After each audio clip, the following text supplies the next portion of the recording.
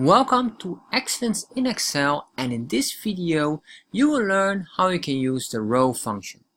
So the row function is a very simple function that just counts which row number you're right now located. So normally you have like a number, for example, like this one till up till 10, you can see here. However, maybe you just need to know only this value. How you do that? Well, very simple. You just type in row. Let's open up our formula builder, and then you only see one value. So basically what it does, it returns the row number of a reference. So let's say, what is the reference of this number here? We want to know it's number 10. The result is equals number 10. So let's click here on done.